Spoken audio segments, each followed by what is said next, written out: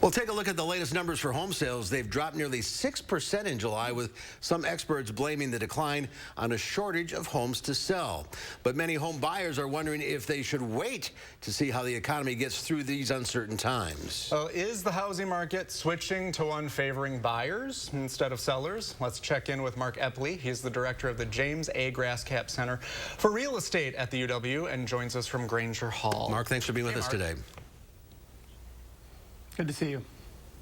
Well, the residential real estate market has been on fire over the past year and more. How strong have U.S. and local property markets been? Yeah, national using CoreLogic data, prices are about 20% year over year, July to July. And in the state of Wisconsin and Dane County, prices are about 11%. When you start looking at that, that means to buy a home, the average home in the state of Wisconsin, it's about $395,000 today. But just as you mentioned in your lead here, the sales this year so far are off about 10 to 11%, both in the state and in Dane County. Is that contributed partly to the rising interest rates? Yeah, I think quite a bit to the rising interest rates. I think the market's going to slowly go into a bit of a hibernation as sellers kind of are reluctant to sell. Let's face it, a lot of sellers have really low interest rates on their existing mortgages, and buyers are kind of coming in going, wow, interest rates went up from 2.86% a year ago this week to about 5.13% this week, which means for that median home price in Dane County, you're going to be paying about $600 more a month in debt service payments. So that's a lot. So that's slowing down the market a little bit. Yes. What about the real estate prices? Will they crash like they did during the Great Recession? Yeah, great question, but no.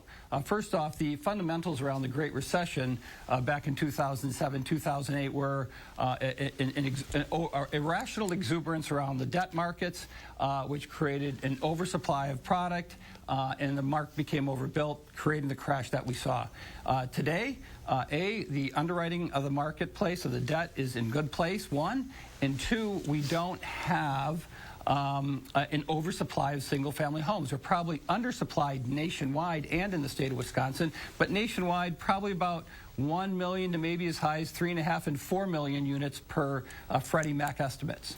So what are some of the long-term things that people should keep an eye on to sort of a barometer of what the housing market's going to do?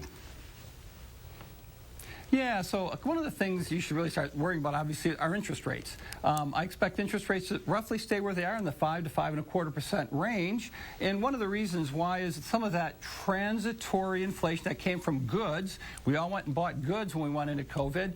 Those are going to come down. Those are going to mean revert. However, in the longer term, what we're going to have is service inflation, which, again, inflation is a part of the interest rate, which will keep interest rates a little higher than they have been over the past years.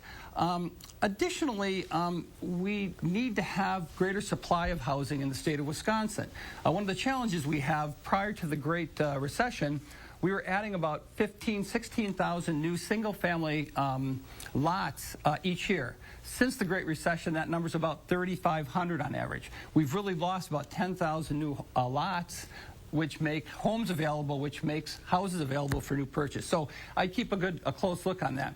And then finally, what we have is we have baby boomers who are aging in place. So if you go back to the 1990s and 2000s, early 2000s, on average, a baby boomer would stay in a house for about 10 years.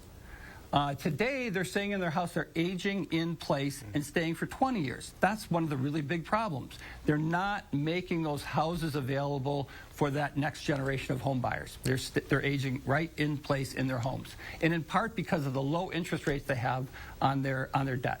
So I'm the problem. That's exactly what I'm doing. Will you get your act together? Mark, thanks for being with us today. Great information. We'll have to keep an eye on things. Good enough. Thanks for having me.